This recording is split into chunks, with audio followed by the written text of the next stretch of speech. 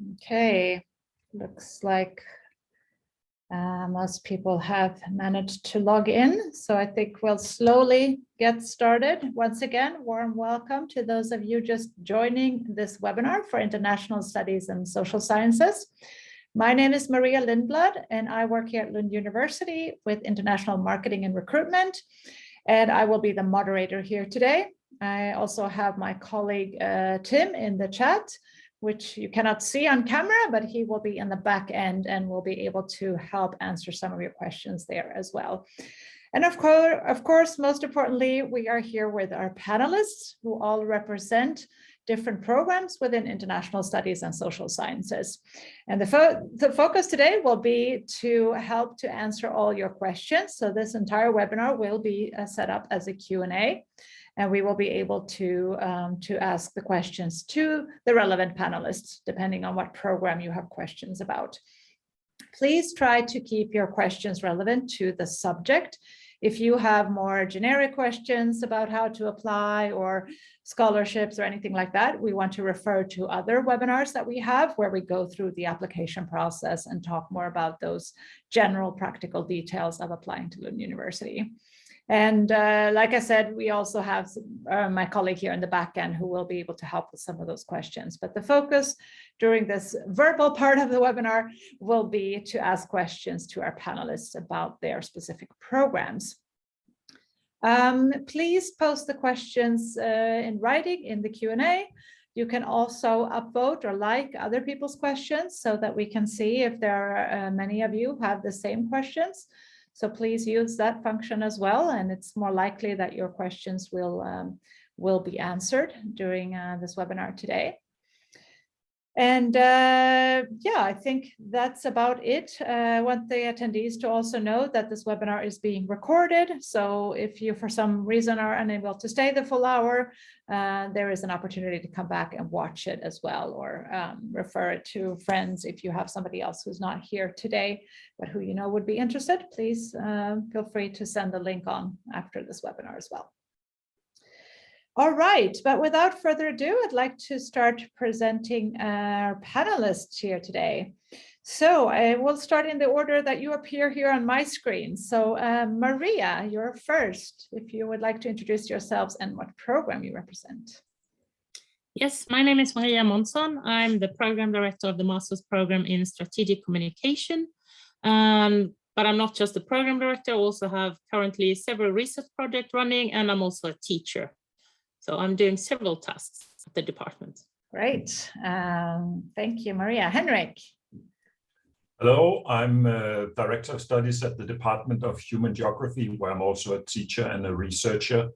And the programs I'm representing, or try to represent as well as I can, is Human Geography, Human Ecology, and Development Studies, the lumid program. Great, thank you. And Frank? Hi, everyone. Great that you're here. My name is Frank Schreier, and I'm a program coordinator at graduate school here at the faculty. I'm also the missions coordinator for 5 international master's programs, and those 5 are too many to list in my little box here, unfortunately, so I hope people just remember them. But that's the other masters in development studies, not the international development studies and management, which Henrik just mentioned. So one development studies, global studies, social studies of gender, social scientific data analysis, and the master's in Middle Eastern studies. So those are the 5 I can answer questions on today. Great, you'll be getting a lot of questions, I'm sure, Frank, as usual at these events. Roger. Hello, I'm Roger Johansson, or Roger Johansson, if you prefer the more international flavor of my name. And I'm one of 2 program directors for the International Master of Science program in Psychology. And I'm a researcher in cognitive neuroscience and a senior lecturer at the Department of Psychology. Great. Thank you. That was a brief introduction there of our panelists. let's do a little bit more of a warm up here and get into the programs a bit more. I think it's good to just get a general overview of the programs. And I know for Henrik and Frank, you're representing several programs, so you can choose your own approach here when you answer. But I would just like you to describe a little bit about your program, what's unique about it, and kind of how is it structured, what's special, what are sort of the main characteristics of your specific program, just to get our attendees a little bit of an idea how the programs are set up. So can we start with you again, Maria? Tell us about the strategic communication program. Yes, the strategic communication program of strategic communication is kind of a multidisciplinary program. So it's from different approaches. We're looking into strategic communication, but the focus is on public relations, crisis communication, organizational communication, and brand communication. And that's kind of, so everybody studies kind of the same thing the first year of the program. And then the third semester, you have different options. And then obviously it's the master's thesis. So there are opportunity to focus it and do how you as a student want to approach this. So the first year common, and then several options the second year to target more your specific interests. That sounds great. Yes, thank you. Henrik, you have several programs there, but maybe they have. I will try to do it quickly. The master's program in human geography and human ecology is, in a sense, they're both broad social scientific educations, where it's a lot of possibility of gearing it towards particular interests. The lumid program, International Development and Management, is sort of, in a sense, a more profession-oriented education, also quite broad, but sort of geared towards people who want to work in development, broadly speaking. Great, that's a great summary. Roger. Yes, we have a quite large focus on methods and hands-on training in research skills in our program. And we start out with a sort of philosophy of science in the first semester, which is common to everyone, and also hands-on training in various research techniques. And then we have a large chunk of methods and statistics. And then you choose a path between 5 different fields of psychology. It's the cognitive neuroscience, personality, social psychology, and work and organizational, and also developmental. So you choose 3 out of those 5 and continue with that during the second and third semester.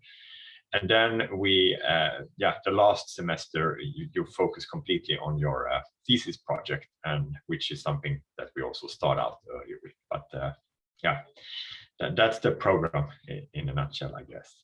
Okay, great. And Frank, you've got 5 programs here now. I'm going to talk about things that are common for all of them. Yeah, right.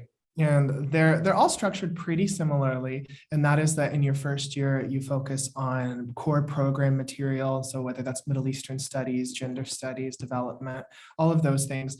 But so that's half of the first year, and the other half is methods electives, and you really get the chance to build your methods toolbox across, gosh, we have something like, I think 14, 15 methods electives that you'll get to choose from as your, what's relevant to you and your professional and academic goals.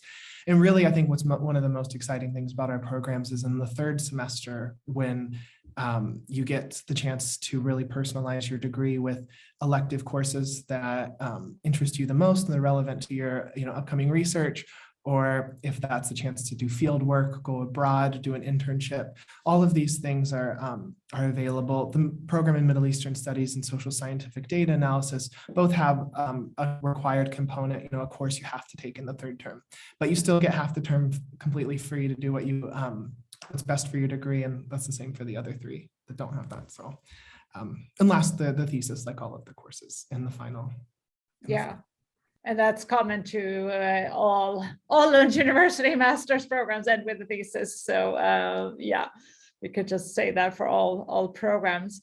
We have a follow-up question for you, Henrik, that came in here while you were talking about the structure of your programs. And this is about the lumid program. There is someone asking here that there's a field component, field practice in the third semester. Will the students have to find this by themselves, or do they get any assistance from Lund? And what happens if the student can't find an internship during this time? They always find one.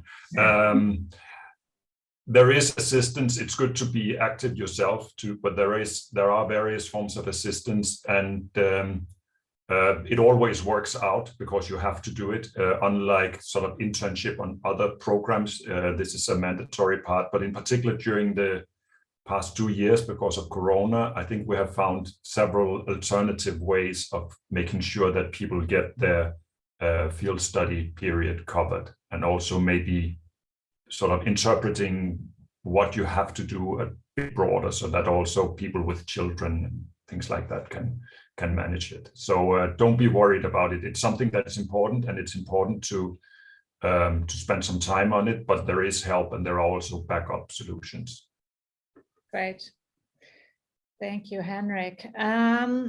We have also a question here that I think I'm just gonna jump straight to. And this one is for you, Roger. There is a student who is in the second year of their bachelor's in psychology in the United States, and they would like to finish their degree at Lund and then continue on to the master's program. Do you still not have a psychology bachelor in English? Is the question. So do you know anything about that, Roger? Is this something that you are considering? Since I'm responsible for a thesis in the bachelor program, but unfortunately not. We do not have an English bachelor here in Lund. So sorry. Yeah. So basically it's best to finish your bachelor's first and then apply to the master's. Yes. So it's nothing that is on the horizon, Roger? No. Unfortunately not. Okay, but that's good to know, because we do get quite a lot of questions actually about that. So, okay, I want to jump in, and I know we have one more question also in the Q&A, and I'm not ignoring that. I'm going to get to that, but I want to jump into talking about this, because this is an application question, and this is in the middle and the height of the application period, and a lot of people are kind of puzzling their documents together and are worried about making mistakes and so on, and are very nervous about all of this. So I want to turn this into a broader question to all panelists. Basically, if a student is interested in your programs, they have checked that they are eligible and they're ready to apply, what is your tips for them? How could they make the best application to your program? Because we all know that a lot of students simply miss out on a chance of being selected because they make mistakes, whether that's sending the wrong documents or not thinking through a statement of purpose or whatever it might be. Could you elaborate a little bit on how could you make a successful application to your programs? Let's start with Frank this time. Sure thing. And this is such a great question. It's something I try to drop in every conversation I have with a prospective student. And that is that we do look if the statement of purpose is generic or not. And program-specific statements of purpose are so important. We like to see that you've taken the time to consider your specific contribution to our programs. And we also ask specific questions for the statement of purpose, which you can find on our website. I'm not sure, Tim, if you wouldn't mind dropping in the link, graduate school, our graduate school address /how to apply. And you can find the questions there in the chat if Tim can post that. And so we look for specific statements of purpose, and I think that will make your application more competitive. Yeah, and speaking for all programs and the recruitment process as a whole, I would say just sticking to timelines is also, the main thing, because we see so many students miss out on the opportunity of being a part of the selection at all, simply because one document is slightly late or missing. So read the general instructions as well as the program specific instructions, because there are a lot of unnecessary mistakes made. Roger, what do you say about psychology? What's kind of a common mistake or a good way to avoid them and to make a successful? I would just like to second what Frank said here as well, because it is, I mean, these generic applications is not the best way. And also try not to write what you think that we would like to hear. Present yourselves. I mean, be honest and show us who you are, because I mean, that's what we want to see. And we also have in our statement of purpose a research proposal, and also try to come up with your own ideas there, and also see how that perhaps would fit within the program here in Lund, instead of trying to write, I mean, something that you've already done, or something that you have elaborated a lot on before. And so try to show us, I mean, your own ideas and how you would like to pursue them here. So I guess that's the best tip I can give. Yeah, so great tips there. Henrik, do you second what the others have said here? I do, so, but I can just elaborate a little bit on it. Make sure to read the instructions and read the instructions for each program. And it's difficult to say generally, they sometimes change a little bit. Do what they do, ask you to do, and take the statement of purpose seriously. If you have questions regarding sort of the details about application, then contact the email that is written with the program, because then you'll get in contact with the person who will be the first one who deal with your application when it comes to the department. Don't do that in the last minute, because you will not be the last person who do it. So if you want to ask a question, read first what is written on the page and elsewhere, and then ask the question in good time, so you don't get into the long mail queue that will develop at some stage. There is a follow-up directly for you here, Henrik. I think they missed a little bit of your answer, but is there a recommendation when it comes to the length of the statement of purpose? This is somebody applying for human ecology. They have just changed it, so you will have to check what they, I can't remember what they've changed it to. Check it there, but it's one of the places where the statement of purpose is important. So read what they write, and it changes not quite often, but now and then. Yeah. And I'm speaking for all programs, since the team that I'm in, we help students with a lot of application questions in general to all Lund University programs. And it is, as all the panelists are saying here, the instructions do change. So make sure to just read it. And if there are no specific instructions, then there are no specific instructions, because when we have them, it's explicit. It says it should be this word count or this number of characters or something. So if that's not stated, then you're free to write as much or as little as you want. That's the important thing to check here. There's another more general question in the Q&A I want to quickly answer as well. They were asking for lumid, but it's a more general question. It says, I must hold a bachelor degree equivalent to 180 credits. Does this mean I need to gain 180 credits in my undergraduate? Yes, it needs to be equivalent to that in the Swedish or European system, but of course the actual number of credits is different in different education systems, but it basically means you need to have a valid bachelor degree that qualifies you for master studies. So that is generally, I think some people get confused because lumid is very open in its requirements. So sometimes a little bit confusing for people. So Maria, moving on to you then for strategic communication, what tips do you have for someone to make a successful application? I think, I mean, it's the same as all the others I mentioned. So, I mean, read the instructions. And for the first time this year, we also have a statement of purpose or letter of intent. So there is a format that they have to fill in. So read the questions, answer the questions, just like you said, answer the questions that we actually asked, and just anything. So, because they are a vital part of how we will value your application. So it's such as, and also to think about, don't miss to hand in the documents, because if you don't see the documents, your application will be so low ranked, no matter if you have good grades or everything. So if not all parts are there, the total of the evaluation of your application will be so low. So don't forget to include all documents that you need to fill in, because it's essential for having a successful application. Great. There's a follow-up, there's a specific question for you also, Maria. I don't know how much you can answer this because it's quite specific about the summary sheet and the letter of intent that you have for strategic communication. And it says that I have, under the first personal information, the form asks, I have chosen this program as priority number. And here it's not possible to check the first option out of 4. So the student is trying to fill out that it is their first choice, but apparently the form is not allowing this. And also they are trying to convert the document to a PDF, but it keeps failing because the document is protected. Do you know anything about this, Maria? Well, I've designed the document, so okay, great. So please email us to ISMaster, and that's available on the website, and we can help you out. So just get in touch with us, and we can clear this with the form. So just get in touch, and we can help you.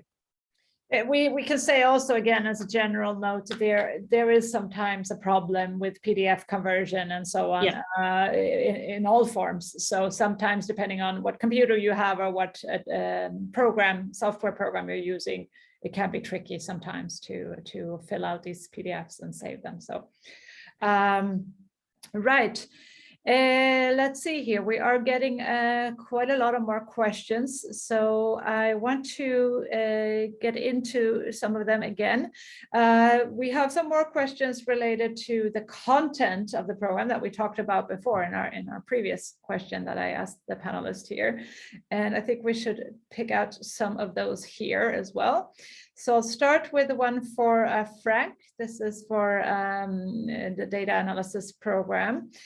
And someone is asking here, in the fact sheet course overview, it says qualitative elective courses and other elective courses. Is it possible to see a list of these electives somewhere, get a sense of what our options are here?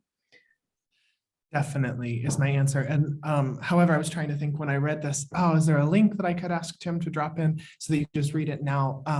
And unfortunately, we don't have anything so easy to share already, like a link, but I'd love to share more information about this actually. So I wonder if Tim could help me out, please, and just put our shared email inbox, master@sam.lu.se in the chat.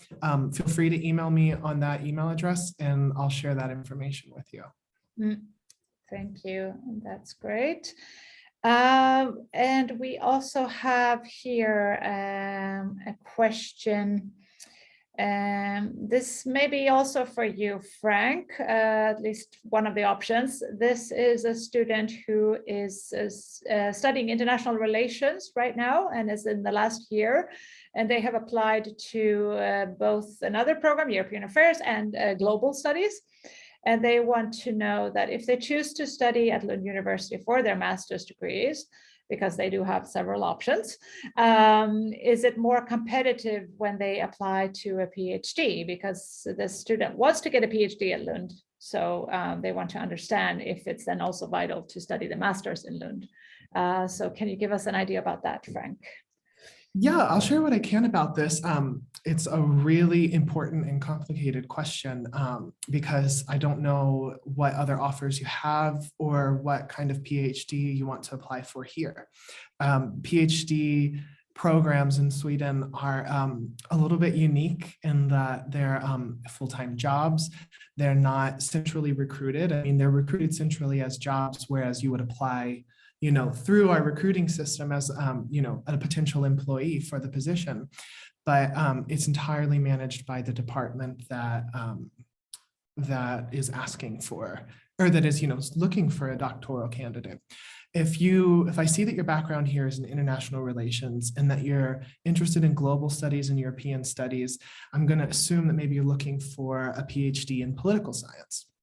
In that case, both global studies and European affairs are tied closely to the political science department here at Lund University. European affairs actually is managed by the political science department, but global studies has a lot of political components. The program director is on the employed by the political science department, and with an international relations background, you would probably write your thesis at the political science department, because at graduate school, we look at your background and we actually find an expert in the departments who can supervise your thesis instead of you writing it and getting it graded just by us here at graduate school.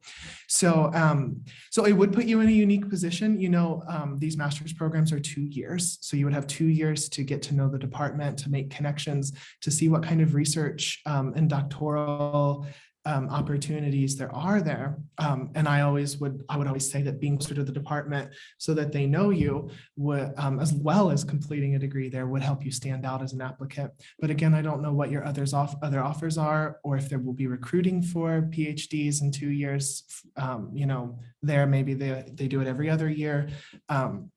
So it is a challenging question to answer, but it wouldn't hurt if you have background at Lund University. For sure. And like you said, you can get more involved in the ongoing research and get to know professors and so on. And of course, that's always helpful if you are applying for a position there later on. So we hope that helped your decision process a little bit here. I have a question for Roger. This is a question that I'm sure you get a lot, Roger. We certainly do get this. And sometimes there's a little bit of confusion when it comes to the psychology program and what the focus is. Is it not clinical psychology? Is it theoretical research psychology? So this question is, does the psychology graduate degree from Lund transfer to the US or other countries? Can you please explain this to us, Roger? Yes, but I think to start, it's important to highlight that you will, we get a lot of questions about this, and you will not get a license as a clinical psychologist after you graduate in this program. This is a Master of Science program in psychology. So it's not a clinical program. But that said, we have clinical components within the program, right? So you will learn about, for instance, abnormal psychology in relation to various fields within the program. But but otherwise, we have had several students that have pursued PhD careers in various countries afterwards. So yes, definitely it will apply to different countries. Great. Thank you for clearing that up, Roger. We do get questions a lot about that. I have a question now that is both for Henrik and Frank, and I really want to highlight this because this is a question I'm sure both of you and us get all the time. What is the difference between development studies and lumid? So I'll let Henrik start this time. Well, I don't know. Maybe it's better Frank do it.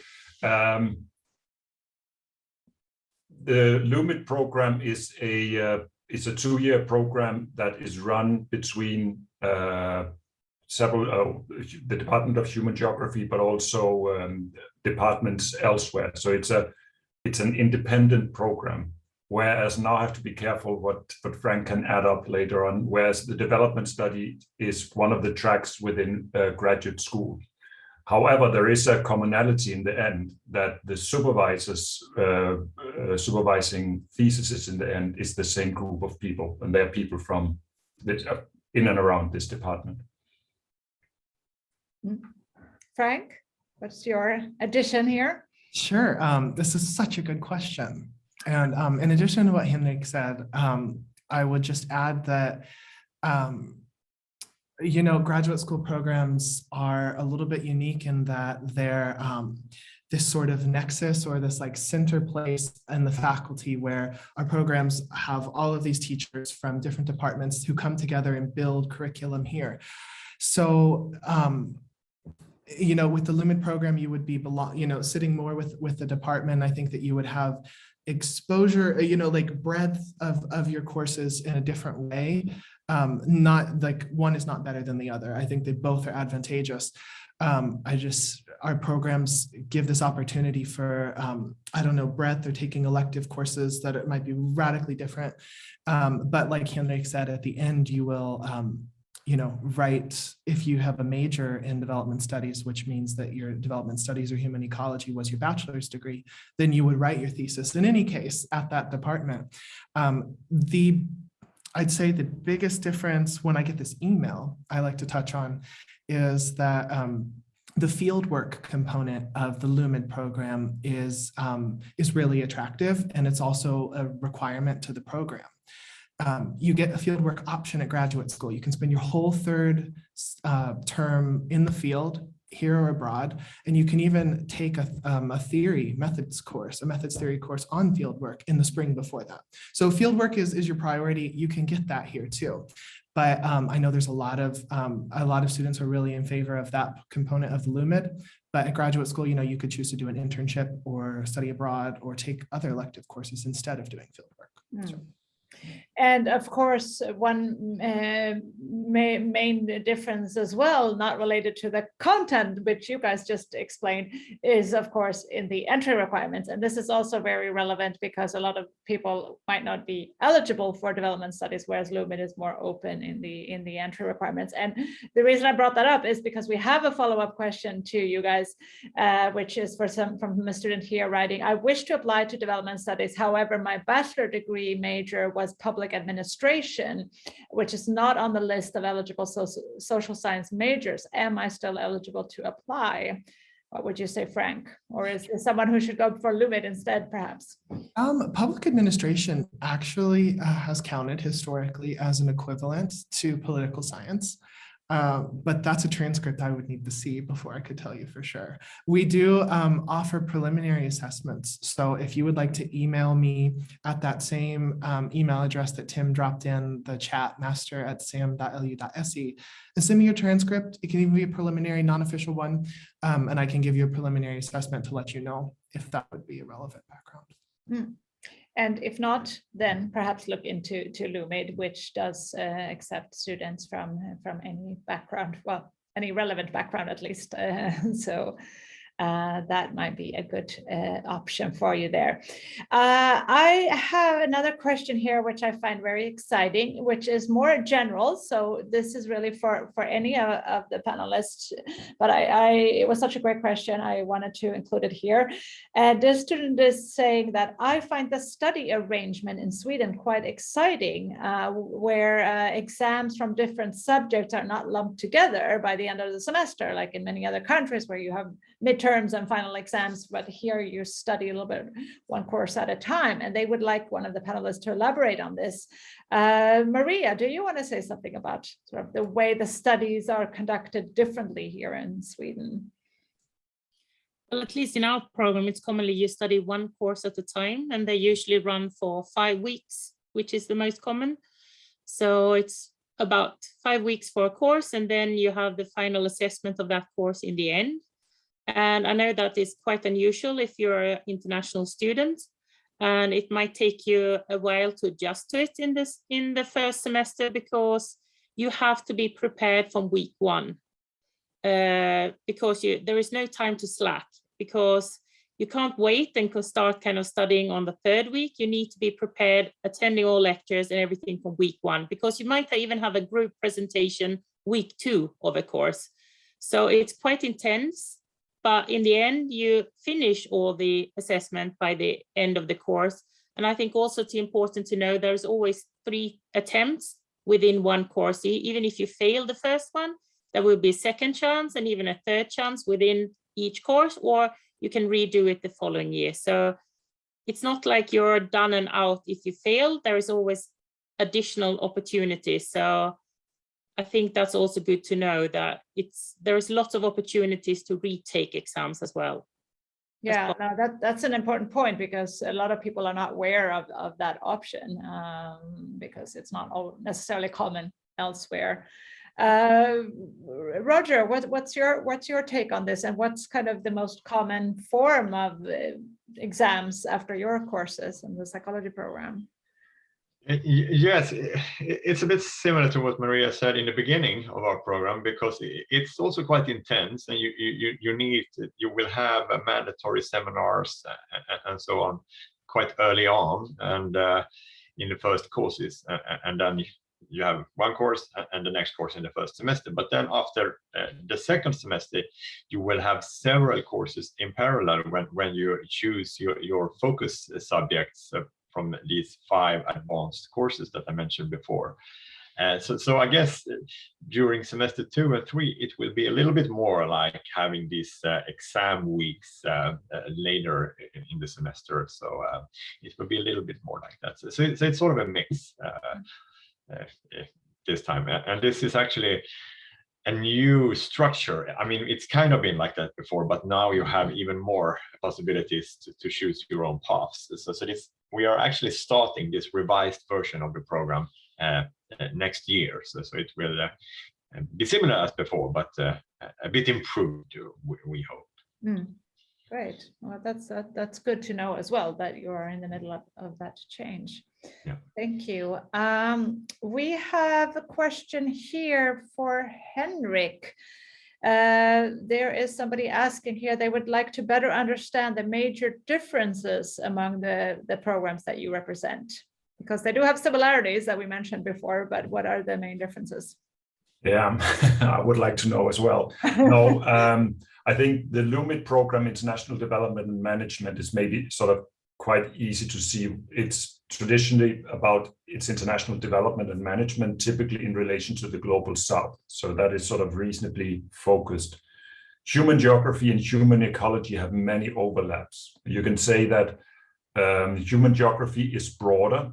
It's sort of a broad social scientific approach with particular emphasis on geographical dimensions of it, whereas human ecology could actually fit into human geography, but it's more focused on environmental issues,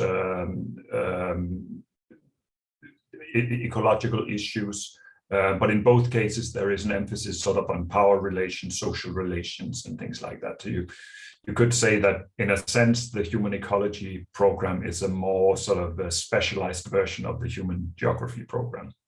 I don't know if it helps a little bit, but well, I think that sounds makes it a little bit clearer for sure. I don't know if you can help with this, Henrik, as well, because this is about the bachelor's in development studies. Another question here, if you could describe the specialization options for that one. Do you for the have bachelor program? Yeah, the bachelor in development studies. No, it's best that I'm not very good at it.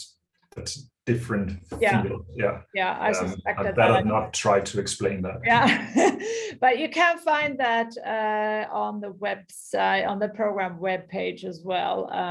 Basically, you can specialize within different fields, from what I understand as well, like development studies and political science and international relations, perhaps. I don't remember them either, but there are several tracks there within the program. But there was a second part of that question, which was whether or not the programs have completely transitioned to on-campus education or hybrid education. And I think that's a broader question that's relevant in general. So Frank, maybe you can say something about that. What's the situation right now for your programs? Yeah, definitely. The pandemic brought a historic moment for us. It was the first time our courses were ever offered digitally. And since the 1st of November, they've transitioned 100% back to on campus. And for the time being, unless we get new restrictions, they're planned to be on campus moving forward. Right, and we can say that as well in general, this is for Lund University in general, that we have, as of 1st November, gone back to sort of unrestricted education. Doesn't mean it's exactly the way it was, but it means that there are no specific restrictions in place. So for those of you applying now, hopefully, if nothing dramatic happens, you should count on being here on campus in Lund. I think we can dare to say that in general. Okay, moving on to some questions that are a little bit more into research and career and so on. I would like to start with this one. When I researched about Lund, I noticed that there are some research centers. How can students benefit from that? Are there any programs where students can take part in something related to the research centers? I'll start with Roger for this one. What's the connection for your students with research teams and research facilities? Yes, I'm not really sure what you mean with research centers, but I mean, we have several active research groups, and there are also certain facilities in connection to certain fields, like we have labs within cognitive neuroscience and collaborations with certain research techniques and so on. And that will be available for students within the program, depending on the supervisor that you are collaborating with. So for instance, you can do MR research and EEG research and use other techniques like that if you are into those fields of psychology. So I don't know if that is what you're what you mean with research centers here. No, I think, I don't know either, but I interpret the question as being yes, but I can say in general, I mean the structure in Sweden is a little bit different. I guess we don't really have labs that are centered around professors, like for instance in the US. So we have structures that in a way sometimes are a bit similar like that, but it can also be very different. And it's more, I mean, there's more of a flat structure here. And I mean, so we don't really have those lab structures here. So it can be a little bit different, but it depends a bit on what kind of field of psychology that you are working with.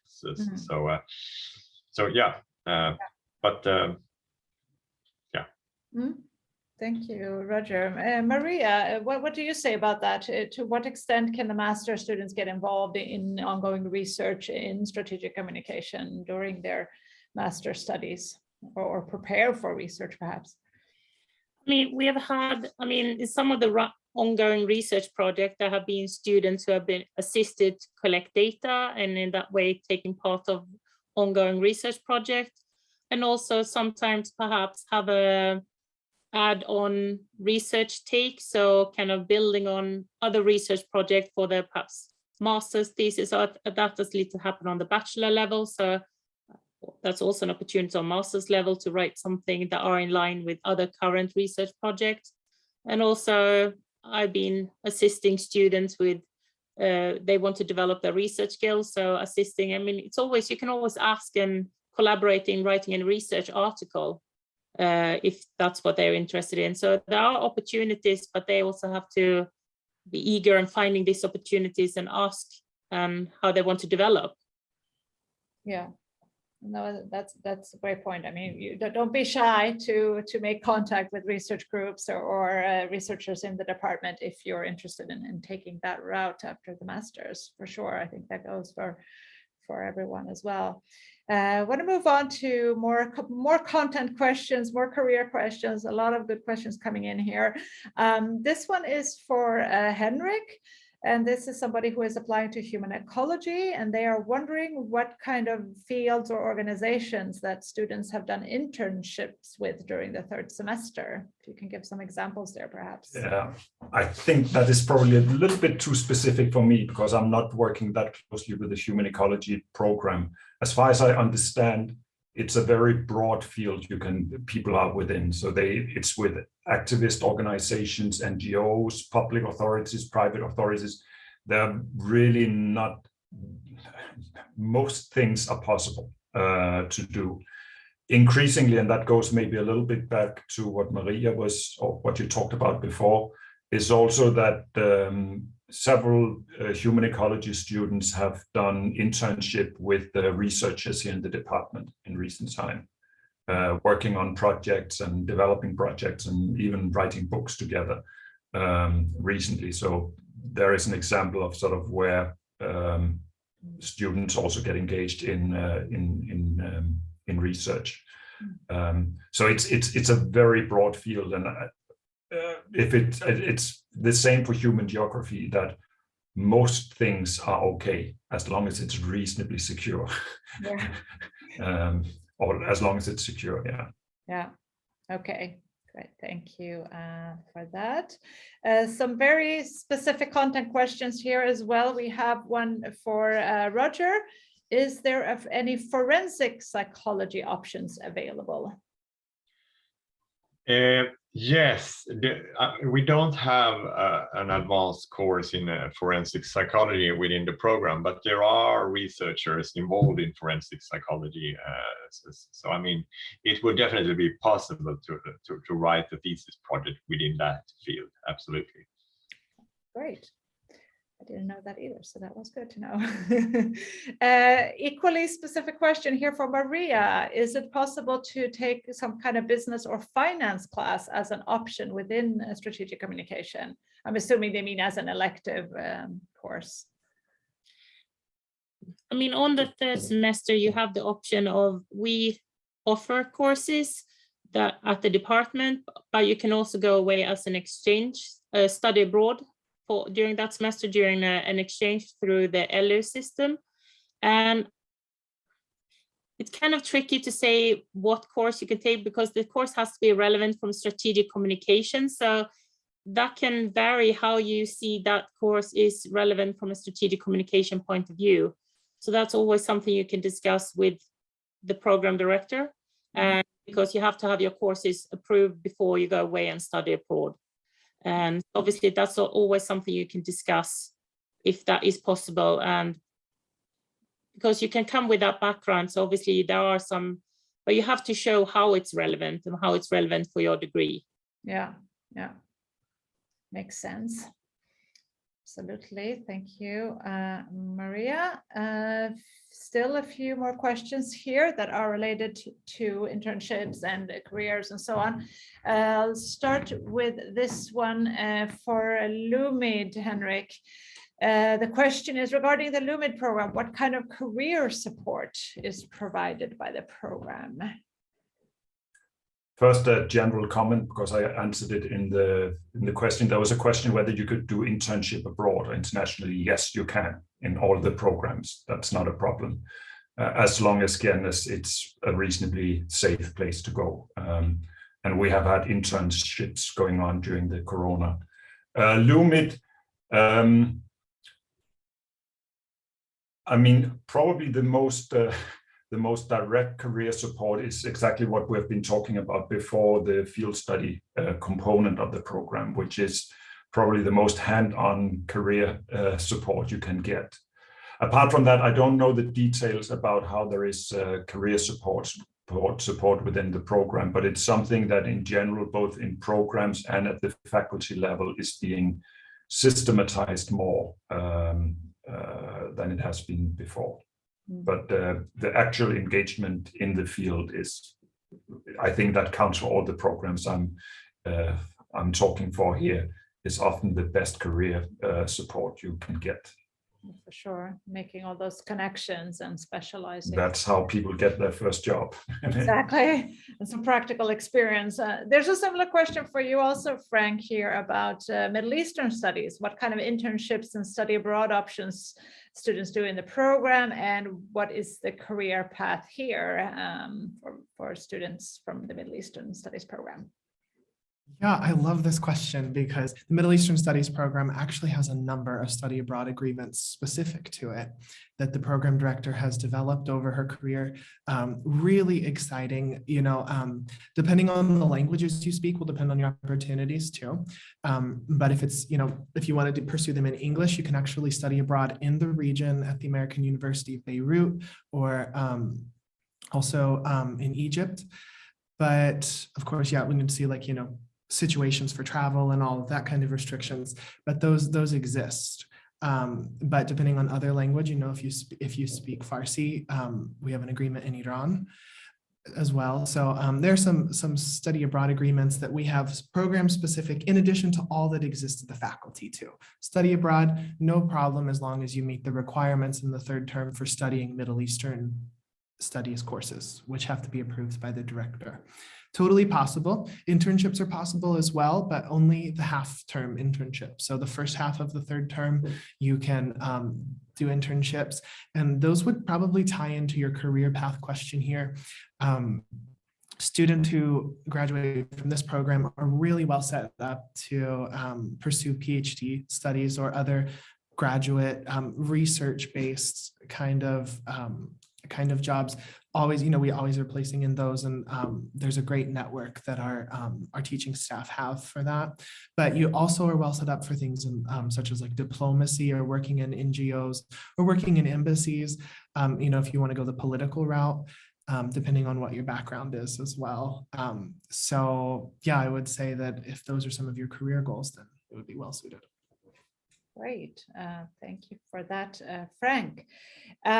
We have a question for service management, and whoever is asking this, it's their lucky day because service management is not here, but Maria has some experience from this program as well. So we'll try this question on you. The question is, will service management be helpful to develop entrepreneurs? So if you are looking to start your own business, do you think that studying service management could be a good option, Maria? And it all depends on what kind of, because they have a specialization in different areas. So obviously, if you're interested in being an entrepreneur within any of these specialization, focusing on the service studies sector, I mean, it's obviously it will give you a great platform. And former students from this background, some of them have started their own businesses. So obviously that is an option if you want to develop that track. Yeah, exactly. So, and we can mention perhaps that we have specializations in retail and logistics and supply chain and tourism and sustainability. And so, I mean, if you're interested in any of these areas, obviously that would give you a great platform for understanding that sector in order to develop your own business in the future. Yeah, exactly.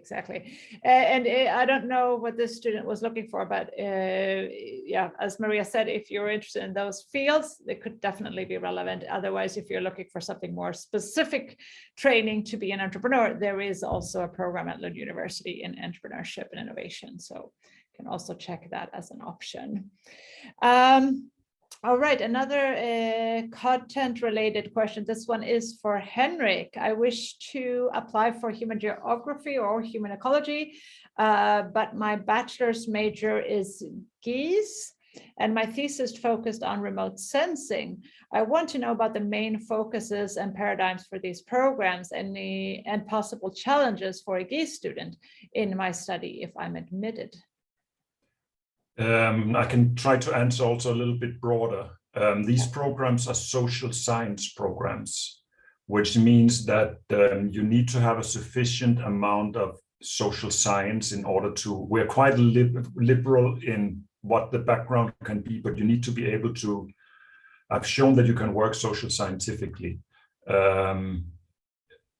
GIS, if you have a degree that sort of is geoscience, sort of technological or natural science oriented, then it might not be enough. We see that in several cases that it's too technical and it would be too challenging for you to work social scientifically. But that is typically something we have to look at individually for each student. But it's I see several examples of that every year where in some cases it works, in some cases we will have to say, no, it's too far from social science. Yeah, so there still needs to be that component based in social science. For your own sake, because otherwise it would be too challenging. But you can try, and it also goes for human ecology, because there are also technical people who get in there. It depends a little bit on your particular makeup of your education. Makes sense there. I want to come back to some career questions. We had a few for Frank and Henrik, I think, but I want to also ask the same questions for Roger and Maria. So Roger, starting with you, what are the career prospects and career support, and what are the most perhaps common paths that graduates from the psychology program will take? Yes, well, we have many private students who have been successful in pursuing PhD careers. So it's definitely a good basis for continuing within the field of research and academia. But other options are within, for instance, human resources and teaching education, and also usability research we have, and healthcare. And we have, it was actually a company that was started up in Lund by several former students working with customized digital solutions for working with mental health for organizations and so on. Yeah, and we have people working in gaming industry as well, and so it's a quite diverse picture from former students. Quite a broad application there. Yeah. And Maria, strategic communication, what kind of career can you expect after getting that degree? Obviously, it's related to communication in a very broad sense. And I mean, some students move on to work with municipalities and this type of organization. It could be in PR agencies, so it's private organization, but it could also be NGOs and communication for change. So it all depends on the interest of the students, which kind of path they take in the future, which kind of area they want to work within. But obviously it's communication, but communication in addition to their own kind of interest, kind of what field they want to work with afterwards. And I can recommend to read the different portraits on our website that you can read about former students from the program, what career they have taken, because I think that can give you a very broad sense of what people are doing afterwards. Yeah, that's a great tip in general to check out alumni portraits and student portraits. And we also have Unibuddy students, student representatives who can chat with you and give you some ideas, because they're a little bit further along in the education, and there are also some alumni in there who have already completed their education. And for strategic communication, I can say we also often take interns from the program in our marketing department here, and also some of our staff members have studied this program, so that's another path to go into marketing as well. We're getting very close to the end of this webinar. It's only 3 minutes to go. So I want to throw out a final question, or rather opportunity to make a statement to the panelists and ask if you have any final words here, whether it's tips or recommendations or something you feel that you haven't had a chance to say about your programs that you want to convey here to the attendees. Let's start with Henrik. Any final words, tips, recommendations, or anything else? I don't have any specific tips we haven't touched upon already, I think. Yeah. Oh, great. That was easy. Roger, what about you? Special thought? Yeah, I don't know about tips, but I think it's worth to mention a thing that didn't come up, that we have a very active society, a Lund International Master Society of Psychology, who arranges a lot of social activities and so on. So typically, I mean, the students in our program, they become a quite tight group, and it, I mean, comprises, yeah, from various places around. So it's a very good group there, and that's yeah, another important thing about, I mean, the everyday life within this program. Yeah, that's a good point. We didn't really have time to get into much about that, but you know, the life here in Lund and in the program, and the makeup of the programs. We know that all of your programs here are very international, with students from all over the world and so on. So there's plenty more to say we didn't get into today, but that was good that you raised that, Roger, as well. Maria, what do you say? Final words to our attendees today?